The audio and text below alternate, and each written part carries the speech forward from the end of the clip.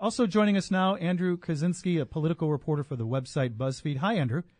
It's good to be with you. So your thoughts on last night's debate. You know, there was a lot of talk about how Paul Ryan was being sort of put on a short leash by the Romney campaign. They wanted to make sure he was on point. Did you see this as an opportunity for him to step out on his own, so to speak? I think Paul Ryan really did exactly what he needed to do at the debate. You had Joe Biden who was really asserting himself, but Paul Ryan's role, he's kind of he's the intellectual voice of the Republican Party, even more so than Romney. And we didn't see him back away from his ideas at the debate. But I'm wondering because he didn't back away from his ideas, coming up to the next presidential debate. Andrew, do you think that makes it more difficult for Romney because Ryan didn't do seemingly what Romney did, which is to say a lot of different things that were not what he was saying up until that point of the debate? I think we're definitely going to see President Obama try and push Romney back to the right in certain issues, and I think we're going to definitely see him make a theme out of Romney moving to the center. He certainly brought it into his stump speech, so I think we're going to. It might be a little bit harder for Romney to push those points at the debate. I don't think at any point in this campaign Romney has followed Ryan's lead on anything. I'm just wondering if it makes it harder for him. I think Romney gets up every day and puts on a new costume.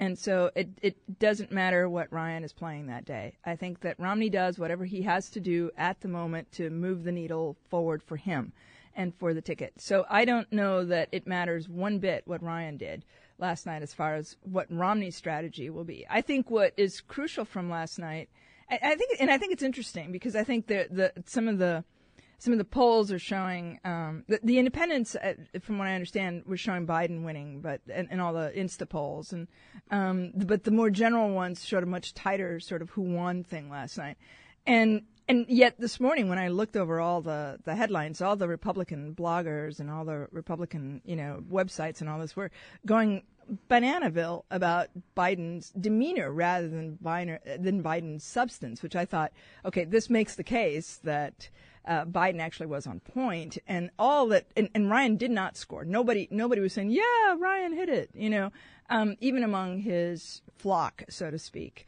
So I think Romney is just going to continue to do what he has been doing, which is adapting like a chameleon to every situation as needed. Andrew, one of the things, or the main thing that you do for BuzzFeed is you really do a lot of research. You troll just about every website that's out there. And you came across that interesting, if you will, piece of tape from Romney, I believe, when he was governor, and he had said, "Look, I'm a progressive. I'm not partisan." Anything that Paul Ryan said last night that had you at your computer trying to find something that would go against what he had said, something that you had found with Romney?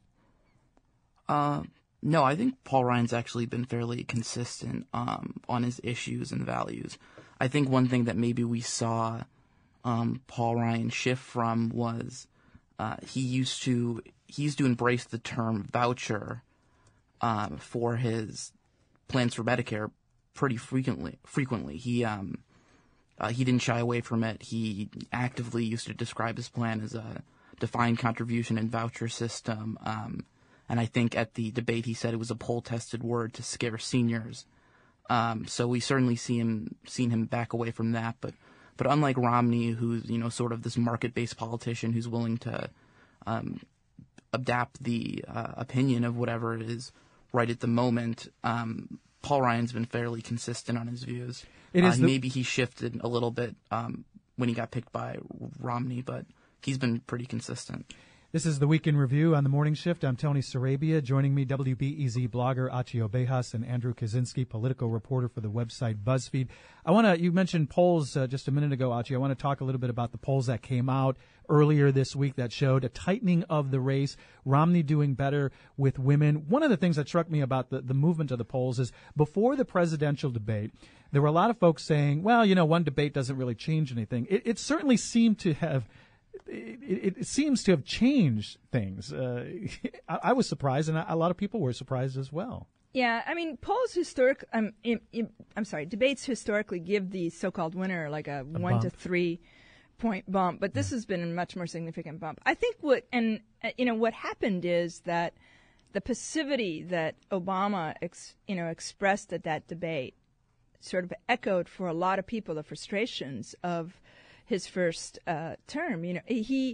He seemed to roll over on a lot of issues in the first few years, including things like his signature Affordable Care Act. He diddled with that one for so long that it actually ended up being a lot less progressive than it could have been. The way that ceiling was handled, all that stuff. And I think, during the campaign, people had gotten energized and had sort of gotten back in the swing. And, and we're also a little bit scared about Romney and Ryan. And so they were, I saw a lot of Obama or else, stuff on Facebook and, just a few weeks before the debate. And then suddenly Obama is just this, floor mat. And everybody's like, oh no, this is the guy that's been frustrating me. I forgot about that. This is the guy who's been disappointing me and breaking my heart for the last 3 years. And I don't know how true that swing of the women voters was, but I think there was a very angry and immediate emotional response to that because it went back to that pattern of passivity. Well, Andrew, I'm guessing that the campaign tries not to pay too much attention to the polls, but going into the next debate, what do you think? How do you think the president's campaign staff does read the polls in terms of how should we prepare him? And is there, a danger in him overreaching, overacting in this debate and sort of coming too late? Yeah, we actually saw the president's pollster the other day say that polls go up and down, but at the end of the day, polls don't really matter. Which is not something you typically hear somebody say when the polls are shifting in their favor. But I think one of the main things that we saw this week was NBC and the Wall Street Journal had a Mars poll out where Romney took a lead in Virginia for the first time in any poll I think I've seen. But in Ohio, the president is still leading Romney by 6%. The poll the week earlier, he was up by 8%.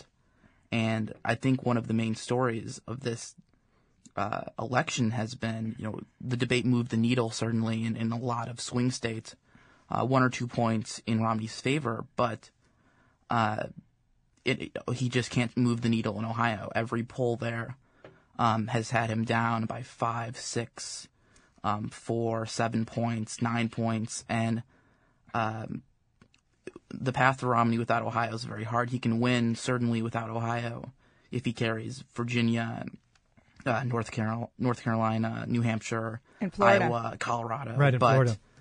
And Florida. But I think the president is very aware of how the polls have been shifting, but in that case, it's kind of been in his favor.